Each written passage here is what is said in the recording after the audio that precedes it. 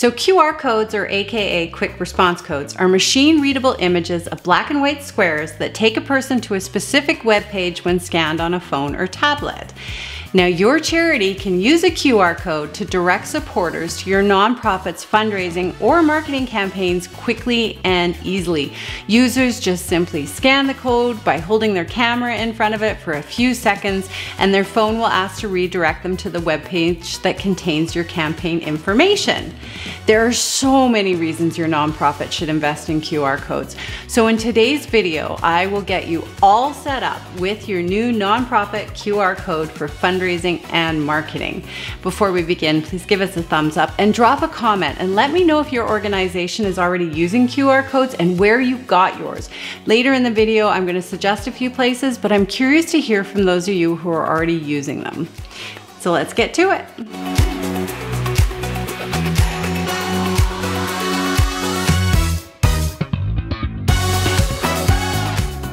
I want to just take a second and talk about why QR codes. First, they provide contactless donations. Touchless has become the theme the last couple of years. Everybody's doing it and it's really gaining momentum. So two, they show that you're adaptable and tech savvy. And I talk a lot about next-gen donors, and donors under 35 are the biggest users of QR codes, and we meet donors where they are at. Three, they provide information without taking up a lot of space. You can have your event information, your fundraising campaigns, annual reports, newsletters, all without taking up a lot of space on your materials. Four, they boost your social media following. There's some code generators that link to most social media platforms. Five, they are cost effective. There are many simple free code generation sites, which we will cover later in the video. Six, they provide excellent tracking and data opportunities. You can collect tons of information with QR codes that can help you when doing your analysis. You can also ask your donors for specific information when they scan the QR code. Types of QR codes. So speaking of tracking, let's talk about the difference between static versus dynamic QR codes. Now, static QR codes are straightforward baseline codes that can't be altered and they don't track any data. These are usually the free ones. These are great for users who are just doing a single page where their link isn't going to be changing in the future. They're also great for one-offs like galas, fundraisers, and short-run programs. Now, dynamic QR codes are highly recommended for all sorts of marketing campaigns, as they offer the flexibility to change your QR code destination or even the content after it's been created. And additionally, dynamic QR codes offer data tracking to help fine-tune and optimize your campaign. You can also do retargeting ads on Facebook and Google with them, but that's for paid advertising. Now, dynamic codes will cost more, but they are well worth it when you're able to do proper analysis and tweak and fine-tune your marketing and fundraising campaigns. So here's a comparison of the two. I'm also going to link this in the description as a download so that you can see what was going to work best for you. And you can always start with a free code, and then depending on the success that you're having, you may want to upgrade. And if you're like me, who's a complete data geek, you're definitely going to want to go with dynamic. So how do you get your QR code? Now, I found 4 code generators that I like, and I'm going to link them in the description. Just Giving by Blackbaud is free, and they are donor specific. DonorBox also offers free codes, but I think you have to be a subscriber to one of their other services.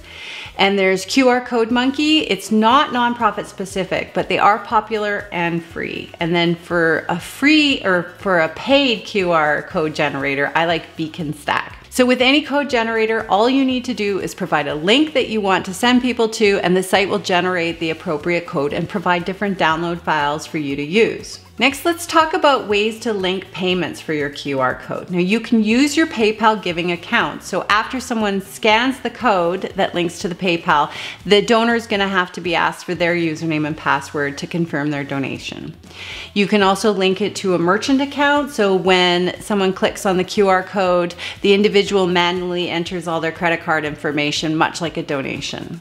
You can also hook it up to your text to give campaigns. And for your website, if you have a giving page on your website, donors just simply go and pop in their information and it's done right on your website.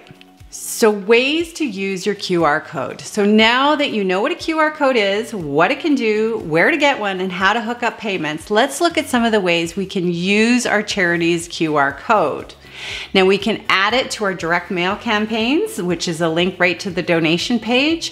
You can add it to existing postcards, banners, and other materials. You can stick it on collection buckets at stores when you do point of sale donations. You can use it on social media to promote events and fundraising campaigns and special updates and so much more. You can add it to event programs for your galas. You can link it to sponsors' websites as well. You can add it to your business cards. You can link to surveys, which is a great way to collect donor data, and you can print it out and post it where you get a lot of traffic, say your reception area or your programs. The best thing to do is sit down with your team and brainstorm the ideas of how you can incorporate your QR codes into your fundraising. Some final tips, the pattern is the code, so please don't overlay any images or logos or watermarks over it. I think that's a given. And keep about a 1/4 inch blank space around the code so that cameras or apps can read it. And you should always test your QR code before sharing it. And I actually test it and check it regularly just to make sure everything's working the way it should be. And finally, just make sure that all your staff and your team members know how to use the code. Thank you so much for staying to the end. If you found this helpful, thumbs up, which tells YouTube I did a good job. And as always, please make sure to leave a comment if there's something you would like to see me cover in the future. So thank you and see you next week.